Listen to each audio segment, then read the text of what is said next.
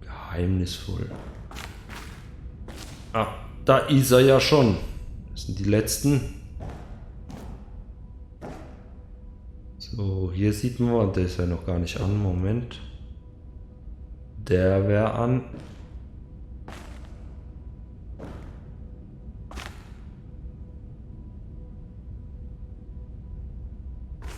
Aber wo ist da das Problem?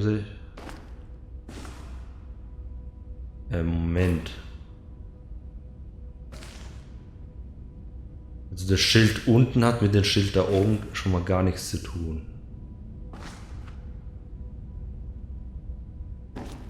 Gedacht, das ist ja wieder so eine Art Spiegelung oder so, aber das ist ja ein ganz anderes Schild. So muss man sich nur merken. In die Mitte und beim vorletzten runter und rüber.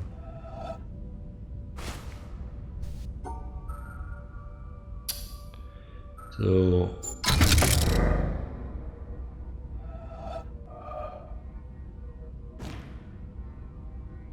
Der ist nur nach innen gebogen. Wenn ich von links nach rechts gehe, geht das Licht von rechts nach links. Macht es jetzt auch nicht unbedingt schwerer. Okay, zwei Dinge.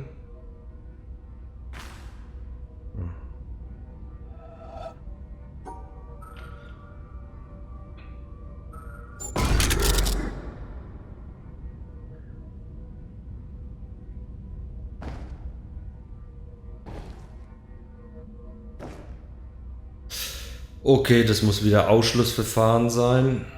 Hier geht nichts rüber, also hier gerade hoch und wieder gleich runter. Also so und dann habe ich keine Ahnung. Natürlich falsch.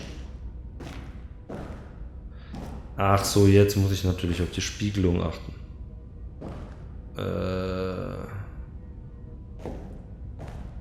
What? What?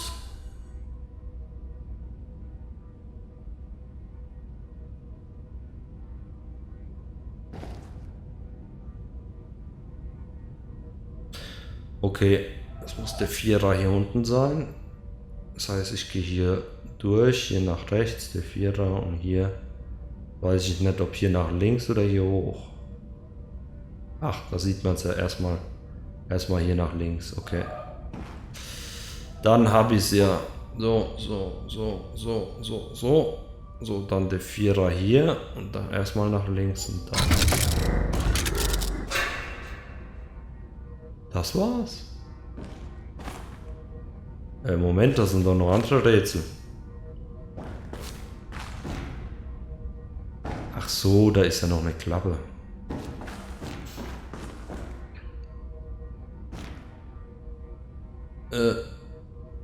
Sowas Ähnliches hatten wir auch schon mal. Jetzt ist es nochmal kombiniert mit der Reflexion und den Hindernissen. Das eigentlich müsste ich hier rüber, aber dem geht ja nicht.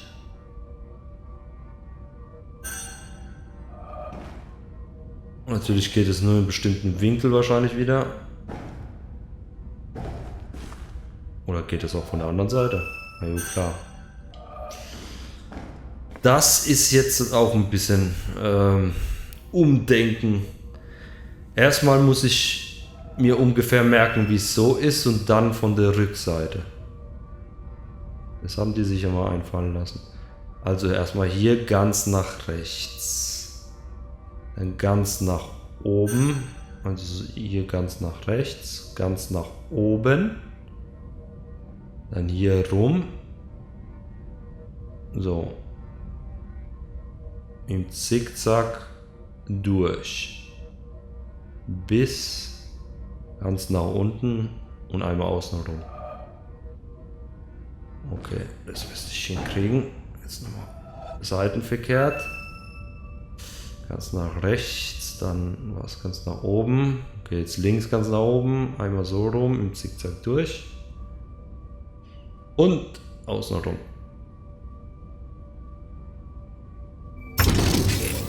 Ah, ich bin ein Genie.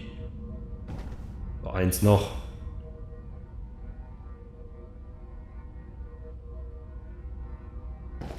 Klemme da hinten.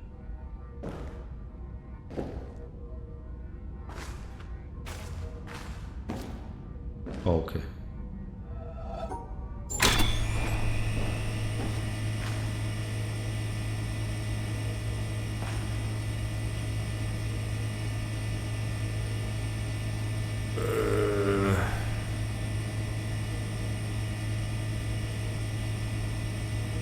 Kann ich von links anfangen, oder?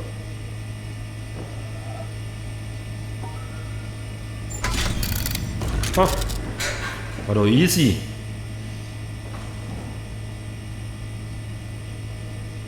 Ah, Moment mal, man kann doch den Fahrstuhl auch hochfahren und auf die andere Seite. Du musst doch gar nicht mit dem Fahrstuhl hochfahren.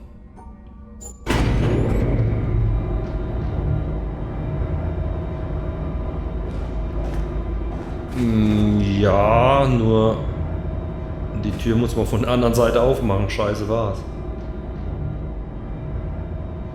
Das war jetzt unnötig. Krieg ich den jetzt wieder nach unten?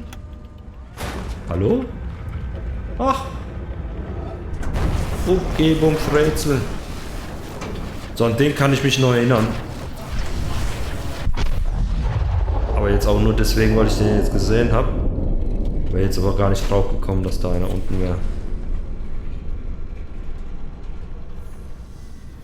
Ja, okay, das war letzte Laser.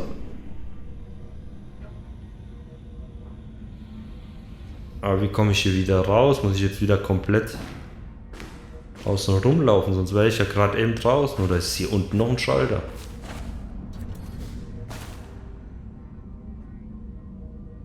Hey. Ich finde das unfair.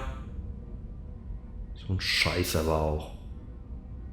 Für so ein Kack-Umgebungsrätsel. Soll ich da außen rumlaufen? Sowas Unnötiges.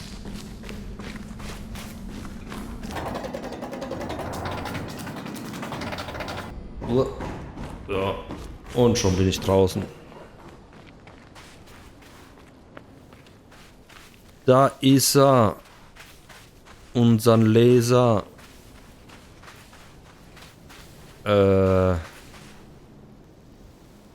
Die geht aber nicht zum Berg. Wo geht denn der hin? Ah, okay. Ich weiß es wieder. Ich weiß es wieder.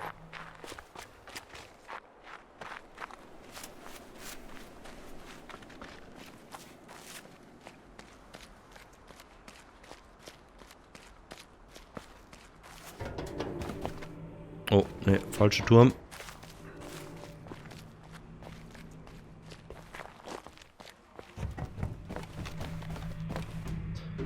So, den muss man umlenken.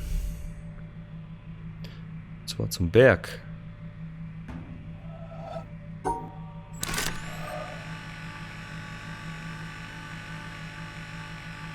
Auf. Nein! Scheiße.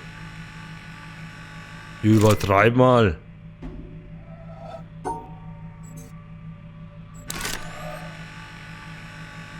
Oh, zurück. Nein, ich war wieder zu weit.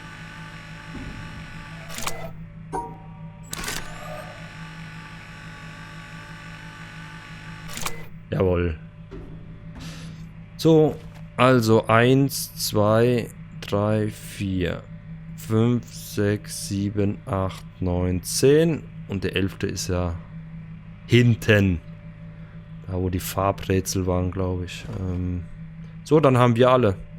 Da können wir quasi ins ultimative letzte Mega-Rätsel, wo ich jetzt aber erstmal nicht hingehe. Frag mich gerade, wie viele Videos haben wir jetzt geholt? Ach, eins haben wir ja noch gar nicht freigeschaltet, ich Idiot.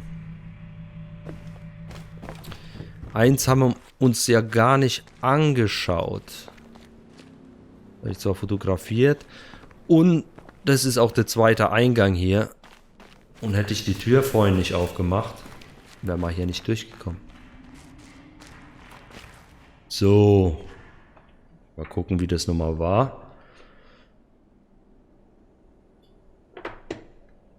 Oh, jetzt aber.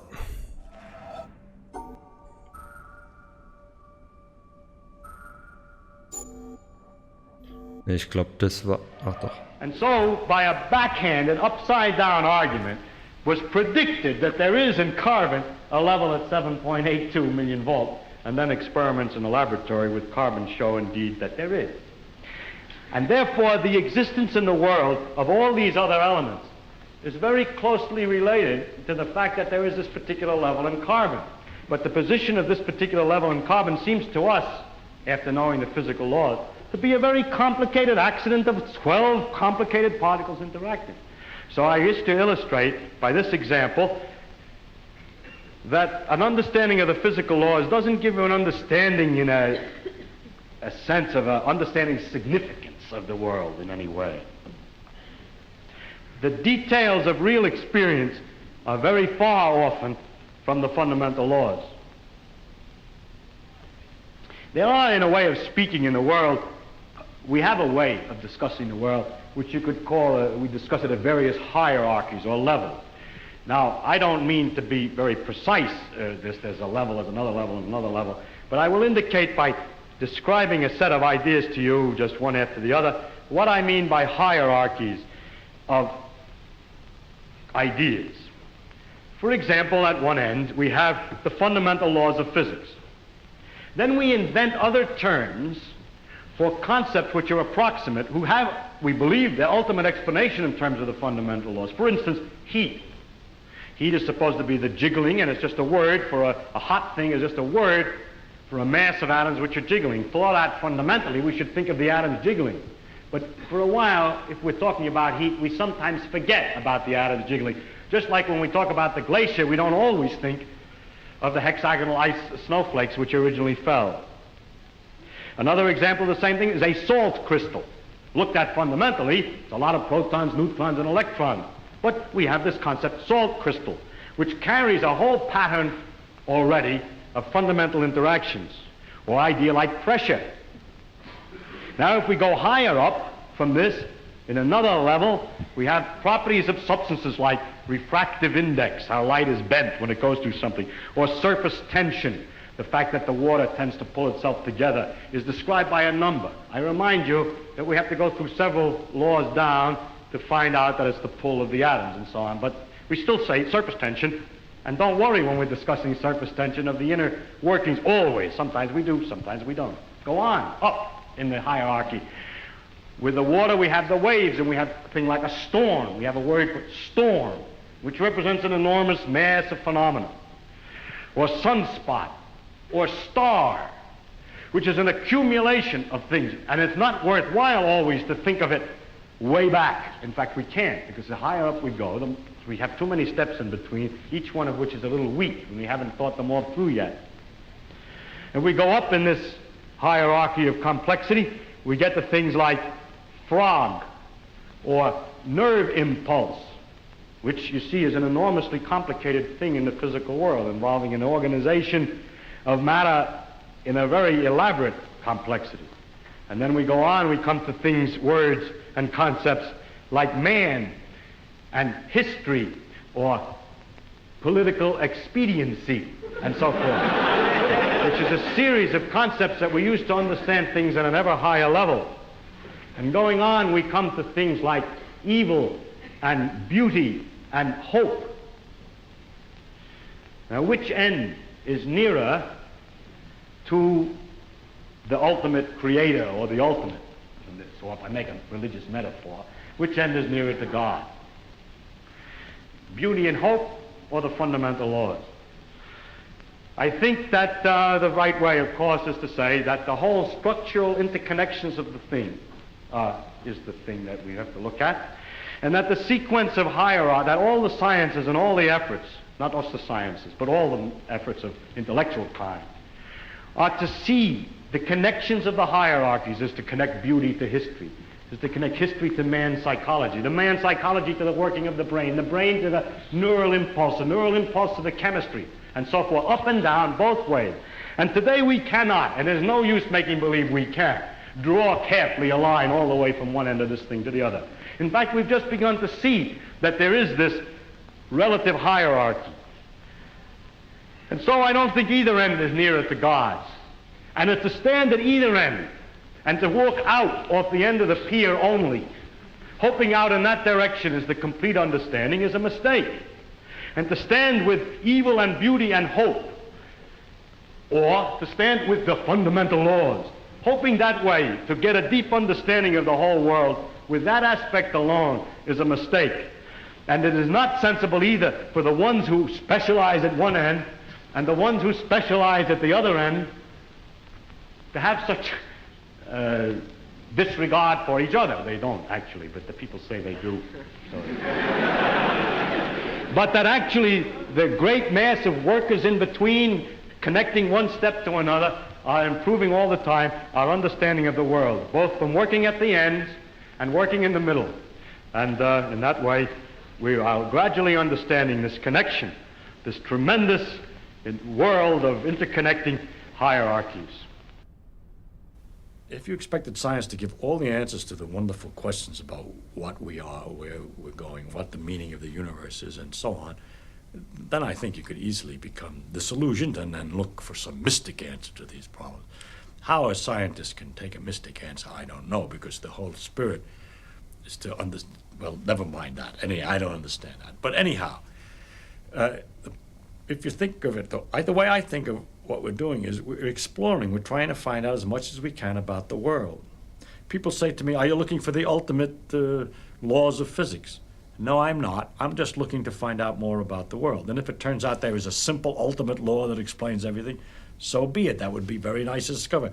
If it turns out it's like an onion with millions of layers and we're just sick and tired of looking at the layers, then that's the way it is. But whatever way it comes out, its nature is there and she's going to come out the way she is. And therefore, when we go to investigate it, we shouldn't pre-decide what it is we're trying to do except to find out more about it. If you say, but your problem is, why do you find out more about it? If you thought that you were trying to find out more about it because you're going to get an answer to some deep philosophical question, you may be wrong. It may be that you can't get an answer to that particular question by finding out more about the character of nature. But I don't look at it. My interest in science is to simply find out about the world. And the more I find out, the better it is. I like to find out. There are very remarkable mysteries about the fact that we're able to do so many more things than apparently animals can do, and other questions like that. But those are mysteries I want to investigate without knowing the answer to them. And so altogether, I can't believe the special stories that have been made up about our relationship to the universe at large, because they seem to be too simple, too connected, too local, too provincial. The earth, he came to the earth. One of the aspects of God came to the earth, mind you. And look at what's out there. How can it isn't in proportion. Anyway, it's no use arguing. I can't argue it. I'm just trying to tell you why the scientific views that I have do have some effect on my beliefs. And also another thing has to do with the question of how do you find out if something's true? And if you have all these theories of the different religions, have all different theories about the thing, then you begin to wonder. Once you start doubting, just like you're supposed to doubt, you ask me, is the science true? We say, no, we don't know what's true. We're trying to find out. Everything is possibly wrong. Start out understanding religion by saying everything is possibly wrong. Let us see. As soon as you do that, you start sliding down an edge, which is hard to recover from. And so with the scientific view, or my father's view, that we should look to see what's true and what may not be true, once you start doubting, which I think to me is a very fundamental part of my soul, is to doubt and to ask. And when you doubt and ask, it gets a little harder to believe. You see, one thing is I can live with doubt and uncertainty and not knowing. I think it's much more interesting to live not knowing than to have answers which might be wrong. I have approximate answers and possible beliefs and different degrees of certainty about different things, but I'm not absolutely sure of anything. And there are many things I don't know anything about, such as whether it means anything to ask, why we're here, and what the question might mean. I might think about it a little bit. If I can't figure it out, then I go to something else. But I don't have to know an answer. I don't feel frightened by not knowing things. by being lost in the mysterious universe without having any purpose, which is the way it really is, as far as I can tell, possibly. It doesn't frighten me. Ja, sehr schön. Ich finde es nur schade, dass der Untertitel wieder viel zu schnell war für mich. Aber so ein bisschen habe ich da mitbekommen. Für euch ist es jetzt natürlich ein Vorteil. Ihr könnt da Pause machen.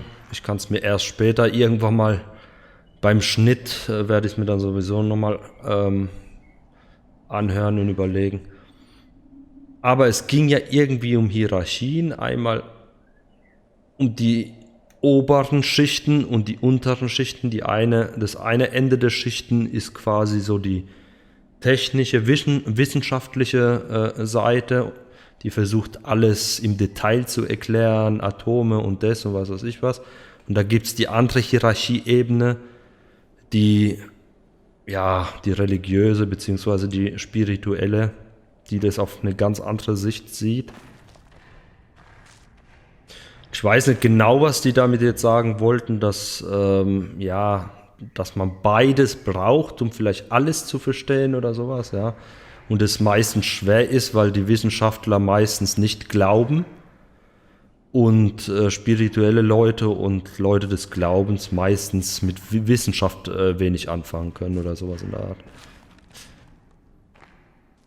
Also wie gesagt, es hat sich wieder alles so ein bisschen überschlagen und war wieder zu schnell gewesen für mich. Tja, schade auch. Das hätten die auch anders da machen können. Die hätten auch einfach mal eine Pause. Pausefunktion reinmachen können. Ich weiß, es gab zum Beispiel Spiele, da konnte man zum Beispiel ins Hauptmenü gehen. Jetzt einfach gescheit lesen, oder will einfach nur Pause machen. Speziell für Untertitel, wäre doch nicht schlimm. Kriegt man auch so und dann, die ganzen Rätsel bis zu den Rätseln, wo ich nicht geschafft habe.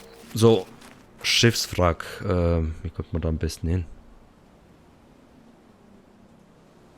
Ich glaube, ich laufe falsch. Ich laufe definitiv falsch.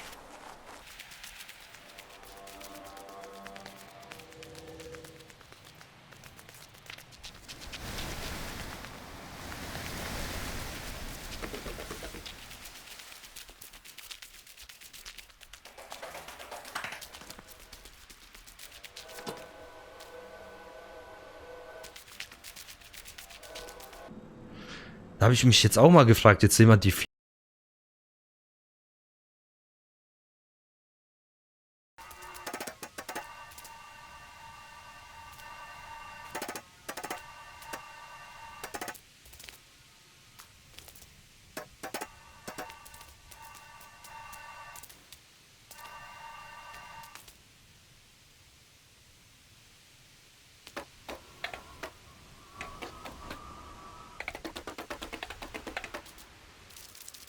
wie der Text gerade eben, so eine Ebene tiefer oder eine Ebene höher, keine Ahnung. So, ich laber wieder nur Scheiße. Gehen wir jetzt hier endlich mal auf den Schiffswrack. Hier gibt es übrigens auch Haufen von den Umgebungsrätseln. Die ich ja, wie schon gesagt habe, nicht machen werde, weil ich da keinen Bock drauf habe. Eins sieht man hier sogar. Aber das kriegt man nur, glaube ich, vom Boot aus irgendwie. Man kann hier auf zwei verschiedenen Arten irgendwie fahren. Einmal durch den Schiffswrack, irgendwie unten rum. Oder irgendwie... Wie war das? Ach, und außen rum. Gibt irgendwie zwei Wege. Und Haufen, wie gesagt, von den Umgebungsrätseln. Aber darum geht es ja jetzt gar nicht, sondern hier unten war er. Hier. Der letzte Bunker, abgesehen von den letzten halt. Also vorletzte Bunker eigentlich.